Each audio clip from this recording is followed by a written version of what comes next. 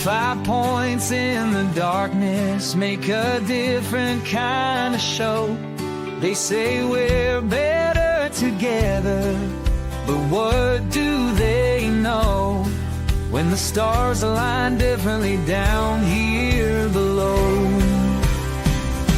And maybe we'll rise when we cut all the ties. There's a flag that we fly under our own sky. Remember all the stories that your granddad told about a republic that wouldn't be controlled. Now the suits in the city say we've all been sold, but there's a fire burning that just won't get old. And maybe we'll rise when we cut all the ties. There's a flag that we fly under our own sky.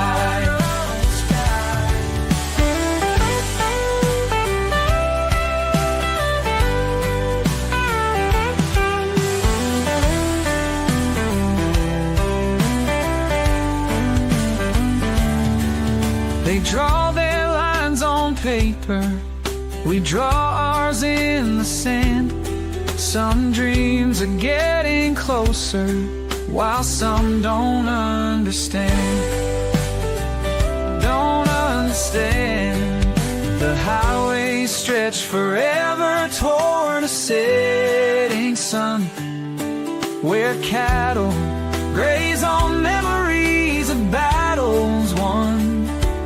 They say unity's the answer, but maybe we're done with playing by the rules of the chosen ones. Oh, maybe we'll rise when we cut all the ties. There's a flag that we fly under our own sky.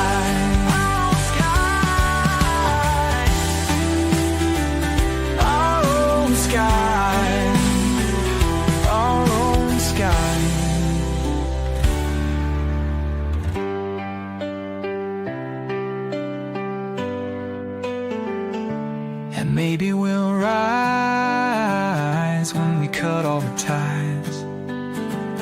There's a flag that we fly under our own sky. Our own sky.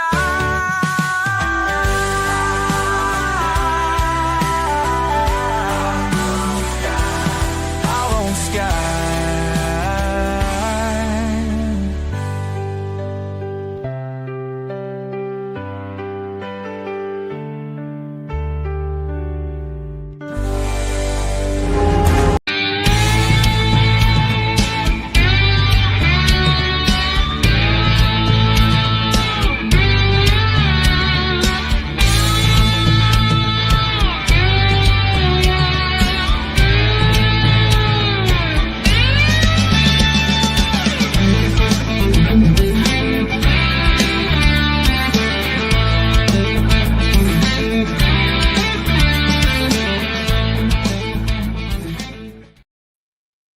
Well, good evening, everyone.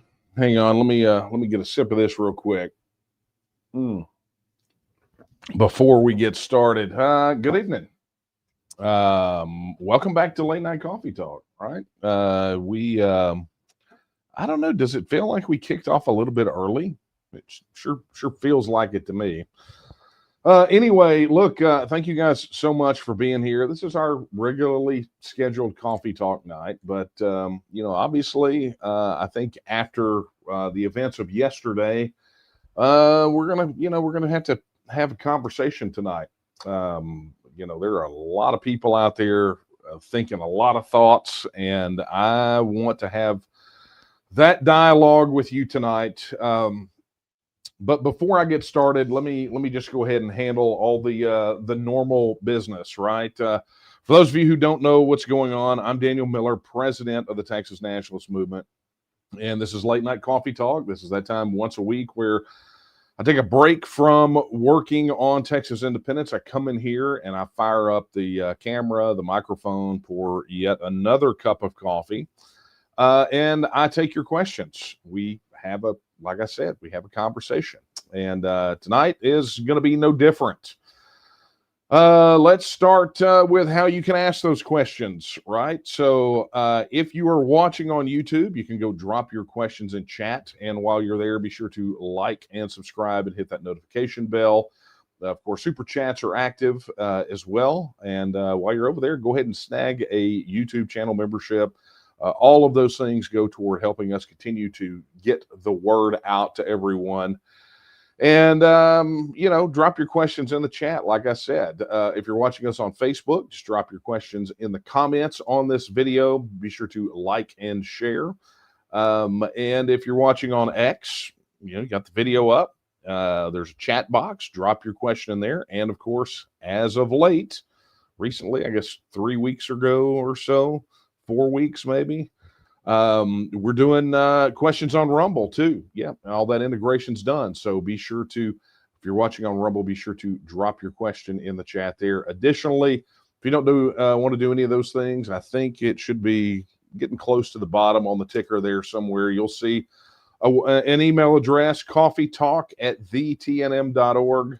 You drop your questions via email there, as many of you did when you got the email notification today, inviting you to be here with us tonight. Now, look, you don't have to get an email invitation.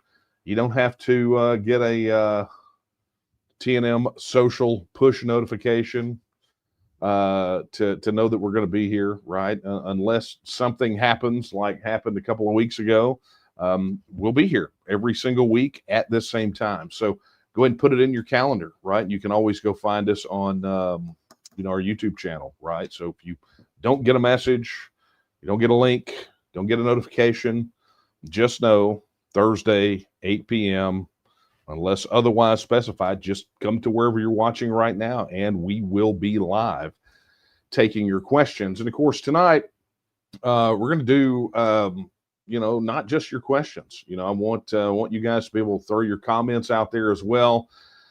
Throw them in the chat. Let us know what's on your mind, what you're thinking.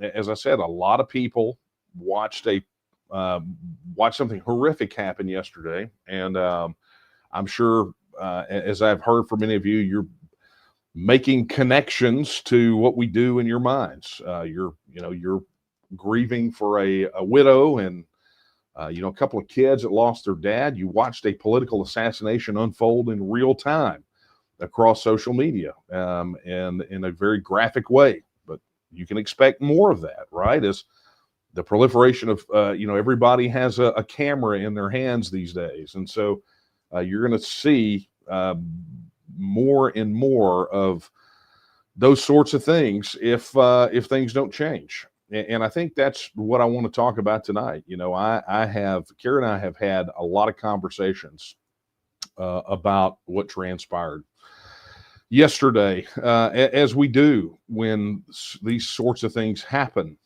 And I can tell you, it is a rare thing for it to be so high profile here, but political violence has been escalating. It has been escalating for a long time now. And it's something that we've been warning about. Look, I can, I've already looked at some of the emails that came in, and, I saw somebody talking about, this is people pushing us to civil war. And it's like, yeah, I mean, you're not, trying to give me links to other people saying the crap that we've been saying for years, right? That this is where this is pushing to. I had conversations with other people in the self-determination space.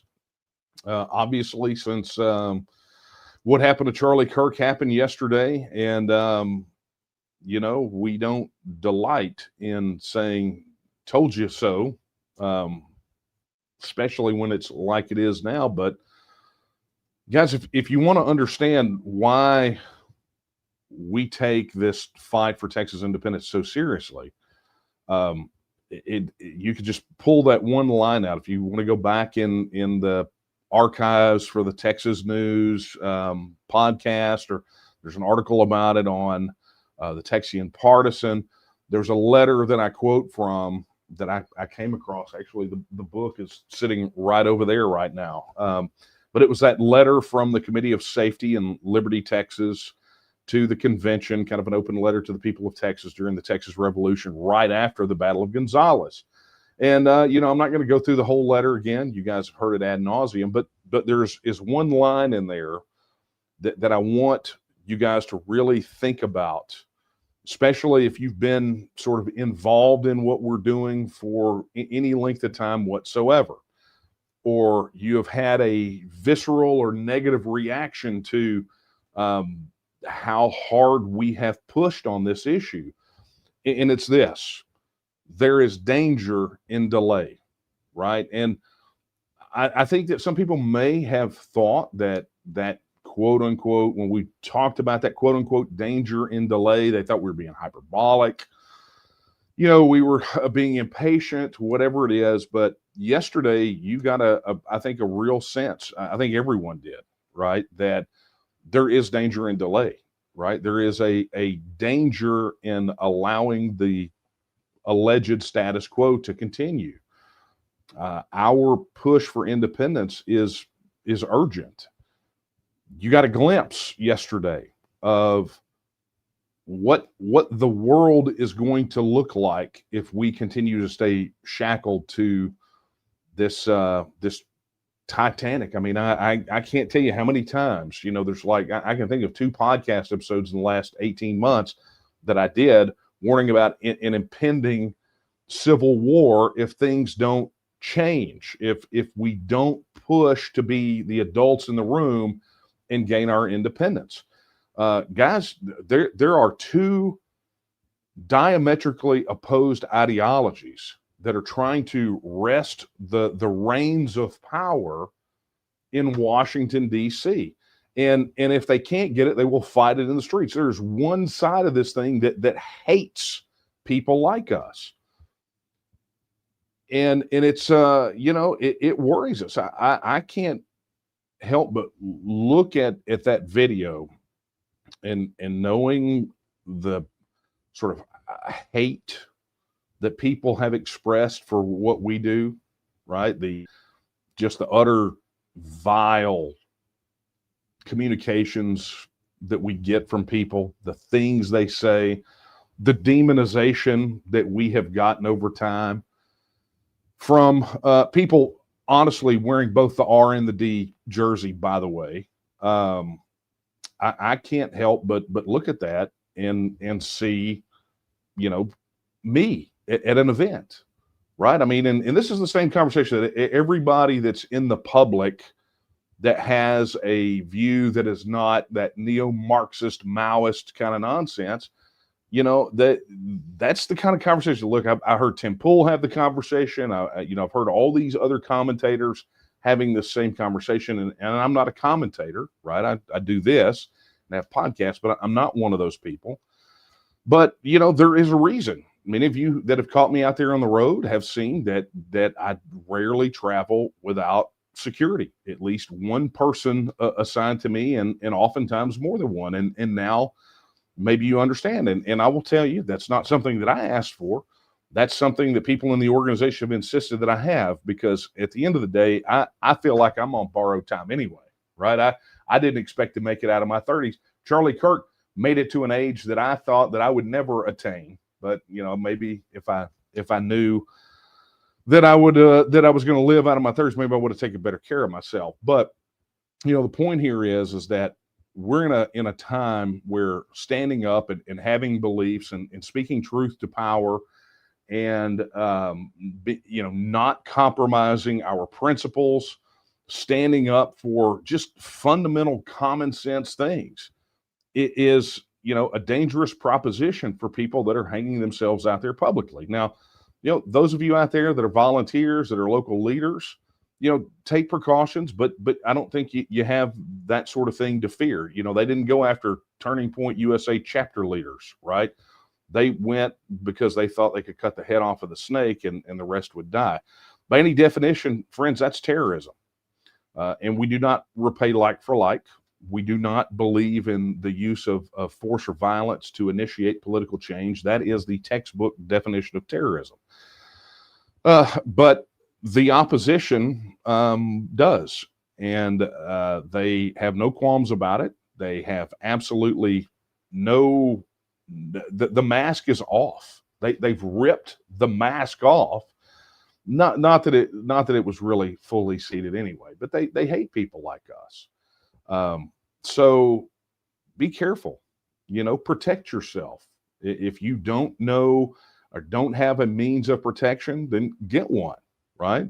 I'm perfectly willing to give my life for this, but I don't expect any of you to. I expect you to live your life for this. But at the end of the day, I think we really all need to have this conversation tonight, and I'm looking forward to getting into the questions. As you can see, I didn't come prepared. I don't have any remarks or notes. What you're getting here is just sort of raw, this raw feeling. We really did not have a lot in common with Turning Point USA, right? It's not like I was, like a lot of these other guys, personal friends with Charlie Kirk. He was trying to execute what is ostensibly a laudable goal, which is to try to turn around the decay and decline of an institution called the United States. And frankly, folks, that institution that we're being forced to live under pushed back, and it's horrific. It's horrible. And not just, and I don't mean just the act of this particular shooter, right? I mean, that was horrible. But the reactions that we have seen from the people who sympathize and encourage, understand that is the hate that they have for people like us. Look, I believe in repentance. I would pray that the shooter and all of those people that are saying those hateful things repent. No one is beyond repentance and redemption. It's a fact. Paul, after literally martyring and murdering Christians, he became like the author of about half of the New Testament, right? When he saw that people were willing to give their lives for the gospel, for what they believed, for their faith, for what they knew to be in their hearts, the truth. And so I don't think anyone is beyond redemption. I think repentance is a possibility for all of those people. But at the end of the day, if the greatest commandment is to love thy neighbor as thyself, then we do a disservice to our fellow Texans, our fellow neighbors, our brothers, our countrymen, if we do not face evil square on and work to defeat that evil. And so it is a dereliction of duty for us not to confront and tamp down evil. And so that, I'm sure that will elicit some conversations and probably some hate mail, but I just don't care. I have to speak the truth as it is, and that is the truth. All right, let's get to some of your questions and comments. This is from Manny. He did a super chat. Thank you for that, Manny. He says, please be careful. We both wish that we live closer so we can provide full-time security for you all the time. God bless you both for everything that you do. We are already winning. Manny, I appreciate that. You and Debbie are very close and near and dear to our hearts. I don't think about these sorts of things. I drove, for many of you, Dan Armour, God rest his soul, who was the head of our protective services for, really since we instituted the department. And he was more than a friend to me. He fit this weird middle ground somewhere between, as I said at his memorial, somewhere between a brother and a father. But I drove Dan nuts all the time because I would wander off. Not in a President Biden sense of wandering off. I wasn't trying to shake hands with a flag, but and at some point he's like, "What, you don't care? You're not." It's like, no, I just, you guys want to keep me safe, but I'm not worried about it, right? I know what happens on the other side of this life, right? If you die before you die, then when you die, you do not die. So, but I appreciate that, Manny, and thank you so much for your super chat. Okay. Yes. Yeah, I'm seeing some comments. Daphne's reinforcing the fact that, yes, indeed, I did wander off, and Nate is expressing that he misses Dan, and I do too. It's been 2 years since he left us. So, yeah, I miss him every day. Okay, so let's go to the emails, and be sure to drop your questions and your comments in the chat wherever you're watching this, so we can talk about the things that are on your mind and what your thoughts are tonight. Bruce says, he says, folks on our side don't seem to realize we are witnessing a survival reaction. My opinion is the traitors are perceiving that they are being backed in a corner. What do most living things do when they're up against the wall of survival? That said, we need to be critically aware of this evolving hazard, stay alert all the time, stay armed all the time. Thanks for what you do. No, Bruce, thank you for your support. Look, excuse me. Bruce, what you're saying is very true. The opposition is backed into a corner. Look, I said this and people thought I was nuts almost 2 years ago, maybe more, that the globalists are back on their heels. They are realizing that their dream of a global central power, this central planning, this consolidation, the globalists are losing. And, you know, they at that stage, they do probably some of the most horrific things they can do. They're basically trying to throw Hail Marys or run flea flicker plays all they can to try to, you know, maybe regain a foothold or change the momentum. And ultimately, chaos is their friend. They feel like they can step in. But look, I think that we may be at a point where the globalists are no longer content playing behind the shadows. I think they are just fangs out, and they're totally cool with it, right? They are doing in the open what they have done in secret for a very long time, and I don't think they care who knows.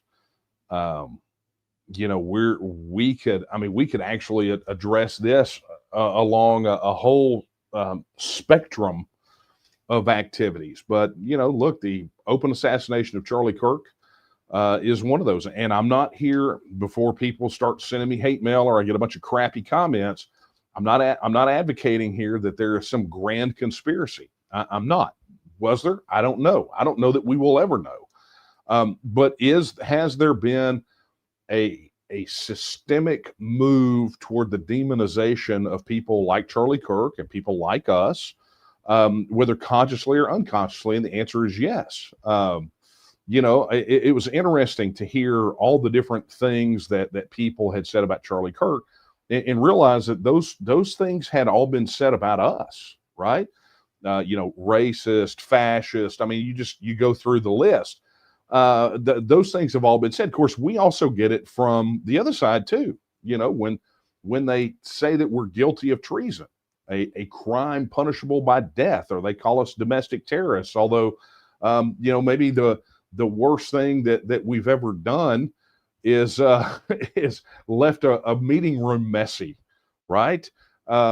You know, they just say some of the most horrific things. I can think back to when we did TexitCon in Waco, and that guy from, I can't even remember what rag he wrote for, but he basically tried to dehumanize all of the attendees at TexitCon. You know, that's just the kind of thing that they do, because it's easier if they can dehumanize it. That's why they don't refer to the child in the womb as a baby. They refer to it as a fetus, or, you know, they do these things that effectively dehumanize, and then it just makes it much easier psychologically for them. But, you know, at the end of the day, I don't know that dehumanization is necessary for them to hate and to kill. I think, you know, we saw it during the Bolshevik Revolution. You know, more Christians were killed in the period of the Bolshevik Revolution during the times when the communists took over Russia than during the entirety of the Roman persecutions, right? So, it's not like they dehumanized them, right? They knew they were humans. They just didn't care. They just didn't care that they were humans. They wanted a society that said that there is no God, and these were people of faith, and so they had to be removed from society. That was literally their only crime. And so, when we see that sort of language coming from both Democrats and Republicans, I mean, look, this hate, it just doesn't know a party affiliation. But I can tell you, it really is concentrated in one party more than the other one. But I don't know that it really knows a party. I don't know that this hate, this evil, I think it will put on whatever jersey is necessary to exact its goals. It's just the reality of it. But Bruce is right. We need to be critically aware of the evolving hazard. So thank you for sending that in, Bruce. Okay.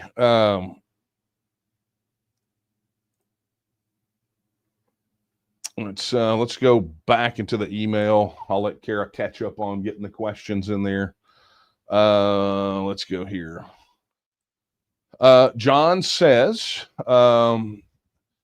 this has been John Bolgiano. Hey, John. He says, this has been a rough week for us all. One of my favorite authors used the analogy of a thermostat to a switch in commenting on political violence. One side sees it as a dial, which can be turned up and down, ranging from protest to riot to murder.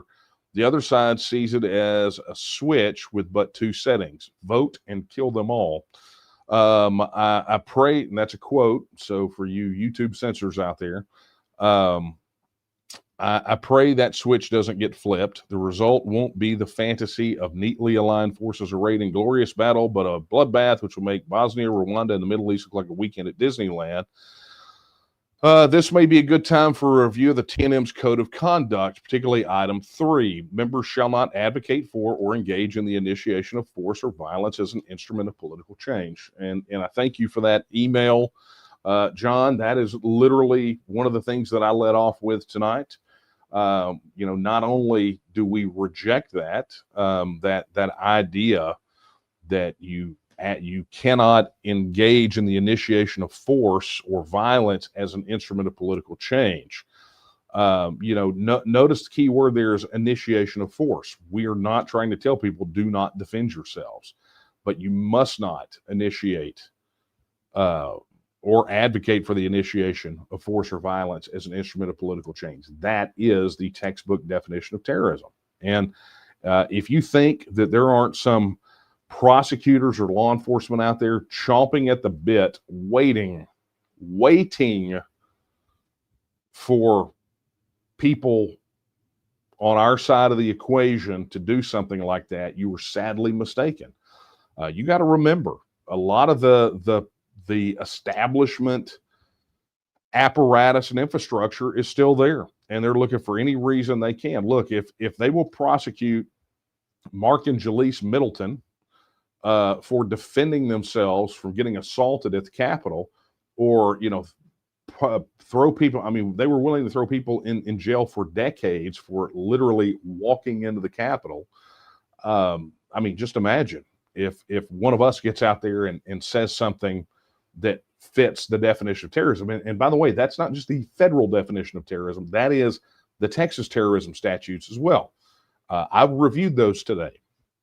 I wanted to make sure before I got on here tonight that, I was very clear on what the legalities are in relation to that. Some people may say you can't, it's free speech. And it's like, well, that's fine. If that's if that's the hill you're willing to die on, by all means. But for us, we want to get Texas independence. So that's good email, John. Thank you so much for that.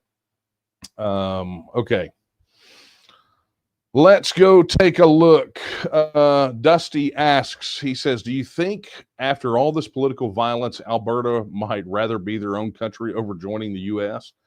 They may want to consider it, but Dusty, this is something that I actually talked about, last week? maybe it wasn't the week before, because that was a very special day, maybe the week before that. But, Alberta doesn't get to jump to 51st state. They don't go from province to applying to join the United States. There's an intermediate step, right? And that's independent. So literally the only two options that will be on the ballot when they do vote on it are to stay in Canada or to become independent. Now, what they do beyond independence, that is another debate. But I think we're going to have to see how this all unfolds here. What is going to be the aftermath?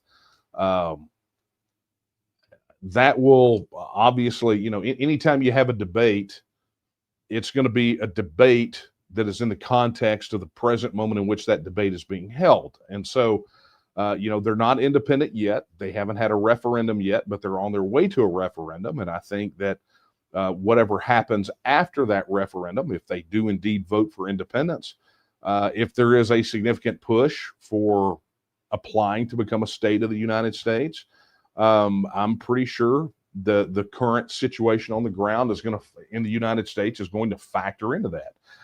I would advise them, much like I would advise anyone else, if you are not in the United States right now, do not apply. Right? Don't do it. This part of go back to the conversation that I had with Javier Hernandez about Puerto Rico. Right? That's a conversation that you can go find. It's one of the Texas News podcasts, but. I think that at some point this is going to enter into it because, frankly, there is no, I don't know that there's a de-escalation here. I don't know about you guys, and I'm just speaking personally here, but I feel like there has been a crossing of the Rubicon.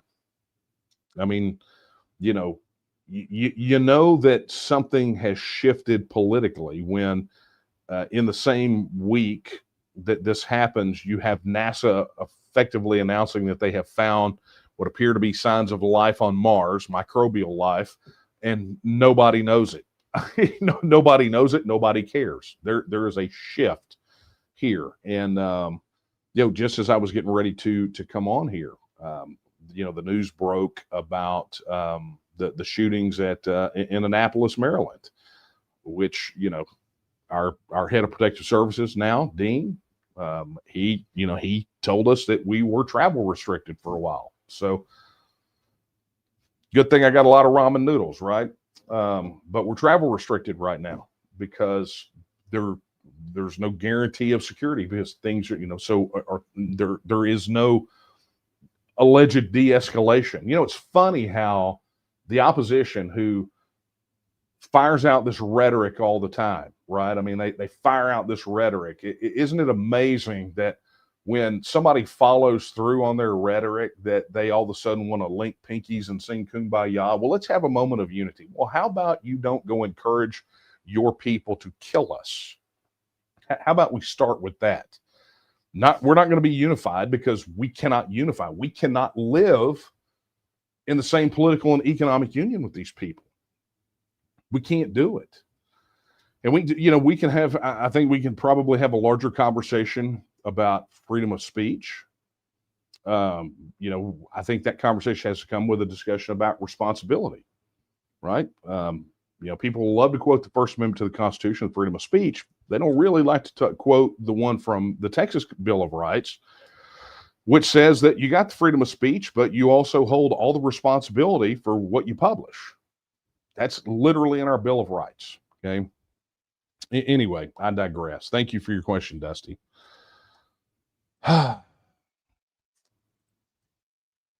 I'm going to say this. I think this is actually, let me just say this as an overview of the questions that have come in tonight. I can tell right now that not a single one of you is concerned about this. You are not deterred by this. You are not dissuaded by this. If nothing else, I think maybe I see a renewed sense of urgency on the part of some of you. Maybe I'm misreading that, but that's what I'm saying. Maybe sound off in the comments and let me know. Okay, Leah asked this question. She says, how fast and what do we, the people, need to do to make Texas an independent nation? You know, I could, thank you for that question, Leah. I could play this clip that I actually, because I get that question a lot. I could play that clip and, you know, waste three minutes and just say, you know, I'll just go get coffee and let myself talk from weeks ago, right? But I'm not going to waste your time. Here's what I'm going to tell you, and I'm just going to be blunt, right? How fast? How fast do you want it to be? Because the speed in which we obtain our independence is directly related to the amount of time, effort, and resources people like you and me and everybody else put into it, times however many people do it, right? That's the reality of it. The more people doing more work and pumping in more resources shortens that time. When it's fewer, it takes longer. And that's just the bottom line. And what do you need to do? Look, I could go through and tell you every bit of the Texas blueprint, but it's too much for tonight. But what I am going to do is tell you your first step is you need to go to tnm.me and you need to register your support. That's your first thing. Then join, then get connected up locally. If there's not a local group, volunteer to organize one. You got to get stuck in every possible way that you can get stuck in. That's how we're going to get this thing done and how we're going to get it done sooner rather than later. So thank you for that question, Leah. All right. If you're just now joining us, which, oh yeah, many of you are. Wow. Okay. Those numbers went up. If you're watching on YouTube, be sure to drop your question in the chat. And of course, super chats are active. If you're watching on YouTube, drop your question in the comments on this video. If you're watching on X, drop them in the chat on the video. And the same thing, if you're watching on Rumble, drop them in the chat there. Additionally, you can email your questions to coffeetalk@thetnm.org. And of course, we are unpacking and processing the events over the last, 36 hours. And, feel free to send comments as well. All right. This is from Lisa. Lisa asks, when we Texit, will everyone living in Texas become citizens just by virtue of where they are living? That is sort of a simple question with some caveats, Lisa, but here's the reality of it. Ultimately, citizenship will be determined by the government of an independent Texas, who is and who's not. There will be a component of that is decided during the negotiation phase, when Texas is extracting itself and has to enter into a negotiation phase. And it will deal specifically with the status of citizens of the United States living in Texas that are, not from Texas, and also with the status of Texans that are living in other states of the United States. There is a clear analog for this. We saw it after Great Britain triggered Article 50 during Brexit, and there had to be a long negotiation and conversation about that. But not everyone living in Texas just becomes citizens by virtue of where they are living. Not necessarily in the long run. It will ultimately be a factor of the government policy of an independent Texas, as well as what agreements are made during the negotiation phase. So thank you for that question, Lisa. Okay.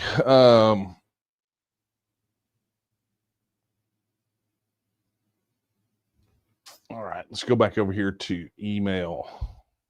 Man, it feels like this. I mean, we're 35 minutes in already. Wow. Okay. Okay, this is from Texas Freedom Lover. Says, I'm beyond mad after yesterday's assassination.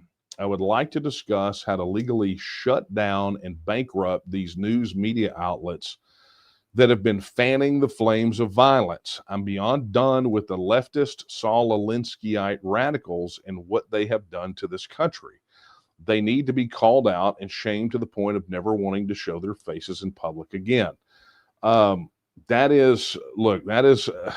So let me tell you this. So there was an article on the Texian Partisan News website about how the major newspapers in all major Texas cities are now basically owned from outside of Texas, right? The conglomerates have snapped them up, and the reason for that is ultimately they're going bankrupt on their own. I mean, they are, whether it's TV news or whatever. I mean, it's that they are effectively being replaced. But there is a necessity for us to support additional media outlets, right? To promote those media outlets like the Texian Partisan, things that are not part of that propaganda machine that's pushing this stuff out there. But look, this is a debate that I think is worth having, because what you're essentially saying here is that something needs to be done about these alleged protections that the press has. And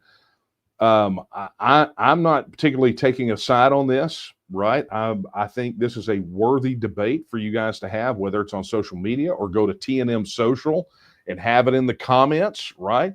But there are people out there that say that they're free speech absolutists, and to a certain extent, I agree.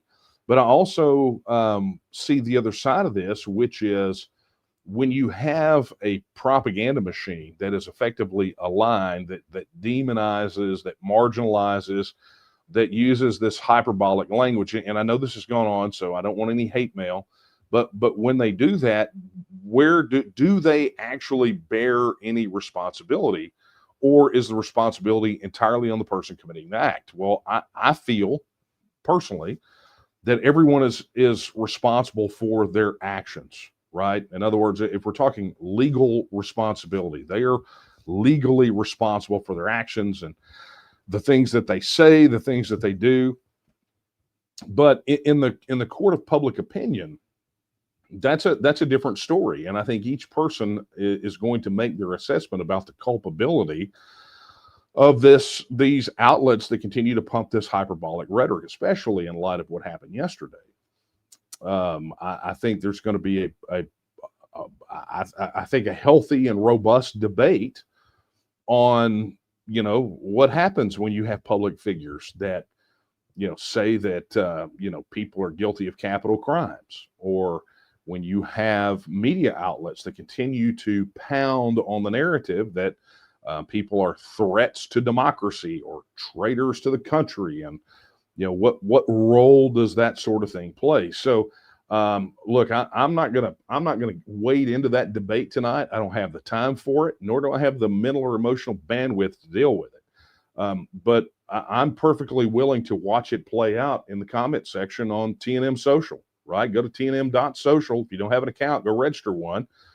Somebody go post over there, and you guys duke it out. I want to see a raging battle, respectful, rational, right, between free speech absolutists and people that need to, that feel like there need to be some sort of culpability by these media outlets for creating this environment. I'm not going to wade into that debate tonight. I'm not going to. It is, but I will say that it's not a debate that is brand new. This is a debate that's going on for generations when it comes to the issue of freedom of speech. So there you go. All right. This is from Chris. Oh, thank you for the super chat, Chris. He says, whatever it takes, we have to be all in for Jesus and Texas independence, the black flag, no quarter, El Deguello. Yeah. Look, when it comes to what we do for Texas independence, look, it's independence or bust, right? Like I said, the last 36 hours have proven that this thing is headed to a place where we don't want to go. Look, I'll tell you guys this. I had a conversation with someone who is, from a policy perspective, probably my exact opposite, right? I mean, not on the self-determination. That's the thing that we agree on, right? But this person is well connected. And when I say well connected, I mean over there on the D team. And we literally agree on almost nothing when it comes to a policy perspective. We've backed different candidates, and we have a different worldview. on how we want to be governed, and we can still have a civil conversation. It's amazing how that works, right? But I say that to say that we understand. This was from him as we were just meeting for the first time, and he said, "Look," he said, "I know where this road leads. If we don't relieve the pressure and agree to disagree and agree that we can no longer be governed under one system, then this goes to a really, really bad place." And we're seeing it in real time go to that bad place. That video footage should be seared into everyone's brains, right? This is the danger in delay. Every moment that ticks by that we are not advancing toward Texas independence rapidly is another chance for that sort of thing to happen. And I don't think any of us want that. I mean, I know some of these guys are out there LARPing for civil war on social media, and it's like, guys, you don't know what you don't know what you're asking for. You don't understand. Go look at what happened in the Balkans. I mean, I literally talked about it in my first book, Line in the Sand. I literally talked about this. It's at the time I called it secession because I didn't know any better, right? But it's either you surrender, you secede, you become independent, or this thing balkanizes. It naturally degenerates to a place where, I mean, I don't even want to get into it, but this is where we're headed. Look, I mean, let me just do this. So I grabbed this clip, and I don't know how many of you saw this, but they were having a vigil for Charlie Kirk last night in Boise, Idaho. And, they're having a vigil. There's nothing shady. They're not, know that if you think back to what happened with George Floyd, I mean, there would be cities on fire right now, right? Because that's how the opposition operates, right? But this was a vigil. And some guy comes through and he's yelling, "F Charlie Kirk," right? And this is what happened. This guy's gonna get fucked. Somber.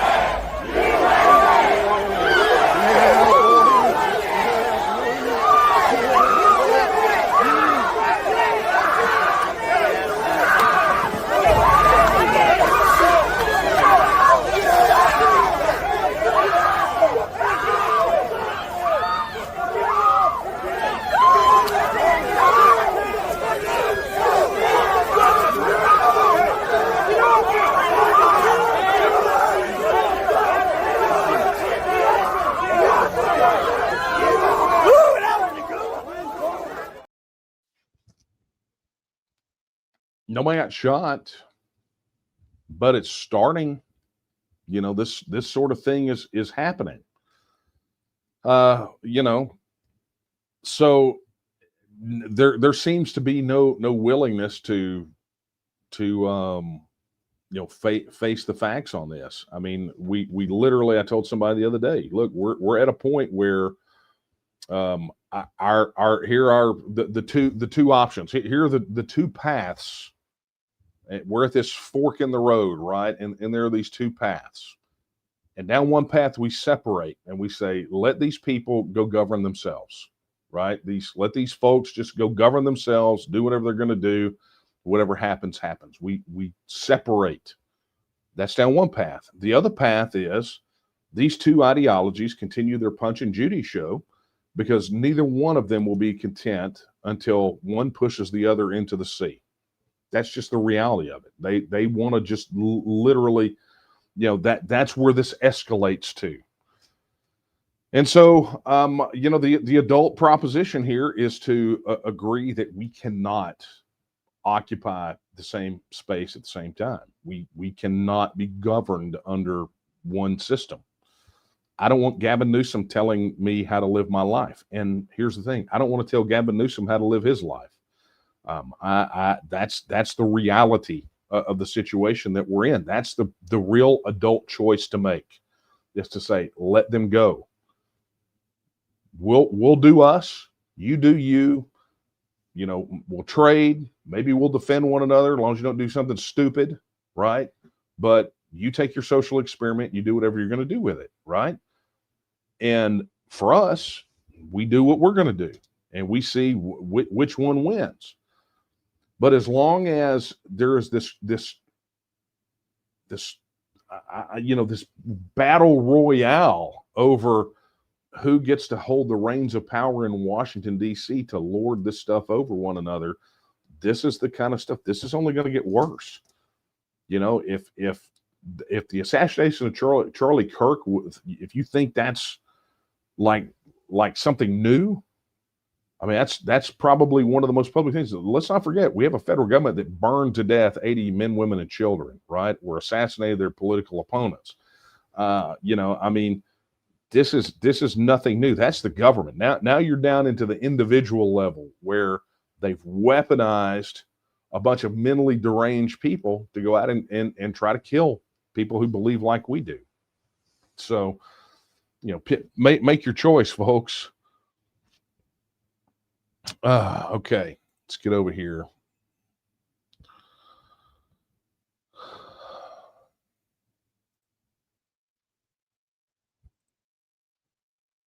Man, I'm having to dig through these.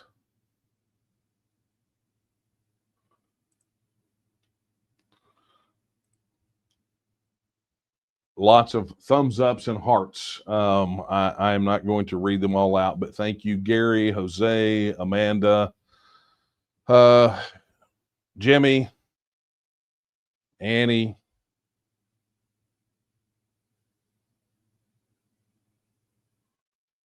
Angelo says, was not a murder, it was an assassination. Correct. That's what I've been saying tonight. The DFDs said someone, well, okay, I don't know, but enough. It's time to protect ourselves. Angelo, you're correct. Janice says, yes, we never know who's next. Jay Sachs says, we're headed to a full-out civil war as the Democrats have been demanding from their base.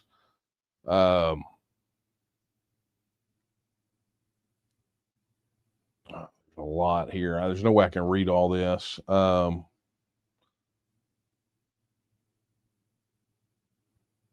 Suck it up, Buttercup. This is what they've been demanding, and we have let too much violence from the left. Now it's time. Okay.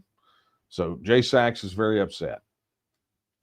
JL says, although I may agree with you, this was a tragic death of a human being. I did not see eye to eye with his views. I will say that it is more tragic this person's death will be used for a political agenda and its gains.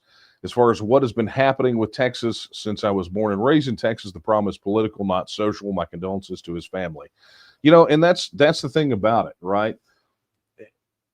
You have common decency here from JL, who says, look, I didn't agree with Charlie Kirk, right? I didn't agree with his views. I wasn't in line with the things that he said. That's fair play, right? We don't all have to agree on everything, right?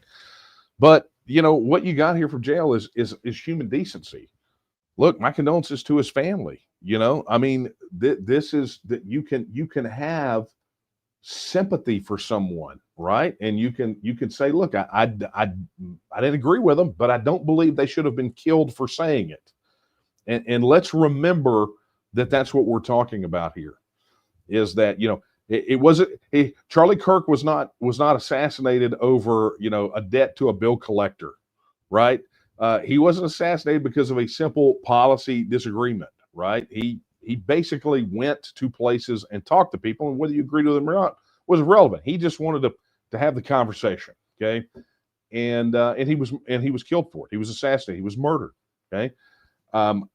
You cannot agree with him and still have compassion and for his family and his friends, the people that have lost it, and also look at this and condemn the act of violence over him just talking, over the things that he said. It's just not the way it should be done. So JL's setting the example for those other people out there that are out there clicking their heels and saying that they're glad that he's dead.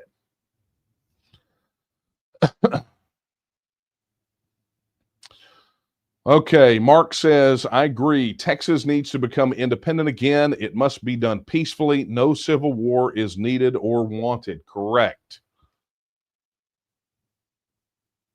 Okay, Sarah wants me to listen to the work of Catherine Fitz. Don't get sucked into the fear and anger that will bring about civil war, martial law, loss of liberties. That's exactly, this is literally what we've been talking about for years. But thank you for your concern and your email. All right.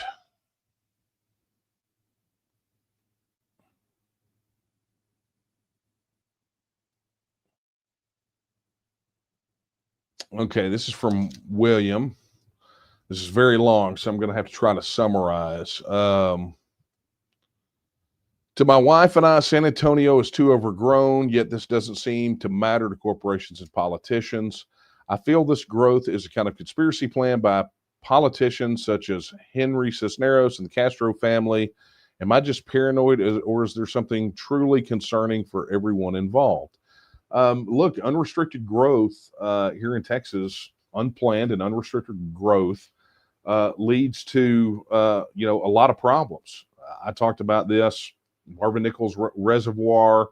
There was a conversation I had. I just did an interview for the Texas News Podcast with Daniel Hunt, who's running for state representative up in East Texas and in those rural counties. I mean, they're getting ready to get tapped out on their water to have it shipped to Dallas, Fort Worth. I mean, so there are consequences to those things, but I don't think you're paranoid. I think unrestricted, unrestrained, unplanned growth definitely is something to be concerned about. And I'm not suggesting that, we don't need to grow. But what I am suggesting is that you have to be conscious and thoughtful about it, because if you don't, then what you get is a bunch of chaos and a crumbling infrastructure that winds up imploding. Okay. Let's see what we got going on here.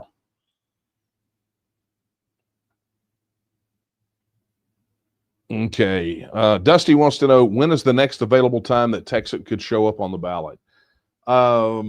You got some time, right? Probably after the next legislative session, but it could happen under the guise of a special session, right? Texas Independence Referendum Act could be passed by a legislature that's in regular session or one that's in special session. And so, it could happen at any time. It's just when the people build up that critical mass to force it to happen. Okay. All right. Let me check one more, and then it's going to be time to sign off. Troy wants to know, are there any plans for another TexasCon? Yes. Beyond that, I cannot share it with you because I don't know them.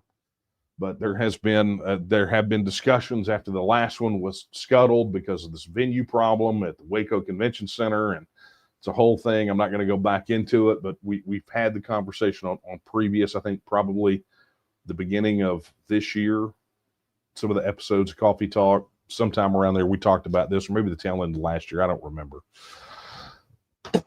Excuse me. All right, friends. Well, look, this is going to be a wrap, but before I sign off tonight, there's a lot of emails here that are just, I'm not gonna read them on the air because a lot of them are kind of the same thing, right? It's the same thing. And I go back to my earlier observation where I said I see maybe a sense of urgency in people. Look, there's going to be time for people to process what's happened. I mean, it's rare that you get a political assassination so widely disseminated in such gory detail. There's going to be a lot to process. We just, as Texas Nationalists, as people who believe in the freedom and independence of the nation of Texas, who want to see us politically, culturally, and economically independent, a new responsibility has been thrust upon us to be the sane people in the room. as usual, to reject the rhetoric of hate and fear mongering and gloom and doom, and instead exchange it for a very clear path forward. We have to be the people that are bringing hope to the hopeless, right? And there are a lot of people out there right now that are very hopeless, that are very angry, very confused, very scared, and they are looking for someone like you to bring them a light that they can see at the end of what could be a very long and dark tunnel. At the end of the day, it's going to be up to each and every one of us to make absolutely certain that we are as engaged in this fight as possible. I don't want to see any more Charlie Kirks. I don't want that to happen. I don't want to see political violence spilling over into our cities and our towns and our neighborhoods. I don't want to see it. I don't want to see any or hear this, I don't want to see, as the previous person wrote in, I don't want to see a civil war. But there is only so much one person can do. We can call out the signs. We can tell you that there is danger ahead. We can remind you what our forefathers said, that there is danger in delay. We can remind you also from that letter, in the words of the prophet, why halt ye between two opinions? Why are you stuck? Pick one and do that thing, right? I mean, those are things we can do. We can organize. We can give you resources. We can point you in the direction. We can help you find your why. But at the end of the day, it is all political powers inherent in the people. And as a people, you're going to have to make that decision about what you want, and how badly do you want it? Are you comfortable seeing more of what we saw yesterday? Because there is a cost for sitting down or standing down that you will always pay, right? When things get this dark, that may also be the price that you pay when you stand up. You may pay the price if you stand up and speak up and show up. But if you don't do those things, you sit down, you stand by, you shut up, you saw yesterday with 100% certainty what will happen. Are you willing to compromise your principles? Are you willing to give that up? Are you willing to go into hiding? Are you willing to play along? Right? Because if understand, they will eventually get to you. So that is the reality, my friends. I know that's probably not some uplifting message that you wanted to hear, but I think it should be a rallying cry. And maybe you are uplifted by it. I don't know, but it is the reality. And if there's nothing else, I've never sugarcoated this thing for you. I've never pulled any punches for you. This is just the reality of it. So you got a shot. You got an opportunity to do something real, to stand up, to speak up, to show up, to do the things necessary so that we don't have to have any more of what we had yesterday, right? We don't have to, that is not guaranteed for us if we go out and do the things we need to do. Maybe some of us, maybe me, who knows? And I'm okay with that. But what I'm not okay with is people going, you know what? This is option B, C, D, E, F, G, whatever it is for me, right? I got more important things to do. More important things than saving your family, saving your friends, saving your coworkers, saving your neighbors. You got more important things to do than that? Because what we are doing here is a matter of literally saving the lives of those people. And if nothing else, yesterday proved that with absolute certainty. So I look forward to seeing what each of you do from here on out. I know what I'm doing. You know what I'm doing. You see it. It's public, but I'm interested in seeing what you're going to do. Is this going to be a clarion call, a wake up? Is it going to be a Now I'm motivated. Now I understand. Now I get what the stakes are, and I'm willing to go all in so that my kids and my grandkids and all these other people, they don't have to suffer that sort of fate? Are you willing to throw in and make this happen to avoid that fate for the people that you love? Are you willing to do that? I'm looking forward to, when I get off of here, to seeing what you're going to do. I know some of you are going to be absolutely and utterly amazing. I just know it. I believe it in my heart of hearts. So, friends, this is what I would like for you to do as we wrap this thing up. Oh, by the way, I need to do this. I need to thank our channel members. There you go, scrolling right across the bottom. Appreciate your channel membership. Thank you for being YouTube channel members. Let me just say this. You've heard me mention it a couple times tonight. If you want to carry on this conversation, if you want to have the debate over free speech absolutism, or you want to go in and just do the thing, right? Just get stuck in and get connected. Well, here's your first thing. Either go to the Apple App Store or Google Play Store if you're on Android. Search for TNM Social, or you can go to the website tnm.social and go join the conversation. Go connect with other people who believe, like you do, that Texas should be a free, self-governing, and independent nation state. And for those of you, let's do what we did last week. If you are listening to the sound of my voice, go over there right now and post something. Post something, anything. Hey, I'm here. I'm answering the call. Hey, I'm crossing the line in the sand. I'm here. I want to get started. Somebody will connect with you. Go start connecting with people. This is how we stay together, how we defend one another, how we protect one another, how we care for one another. Is we have to first connect with one another. And TNM Social is a good way for you to start doing that. Additionally, I would encourage you, if you have not already, to head over to tnm.me/vote and pledge your support. Yeah, become a registered supporter. Doesn't cost you a single solitary dime. I mean, you can even just go to the main page on tnm.me and fill out the form, right? It's all the same thing, but register your support.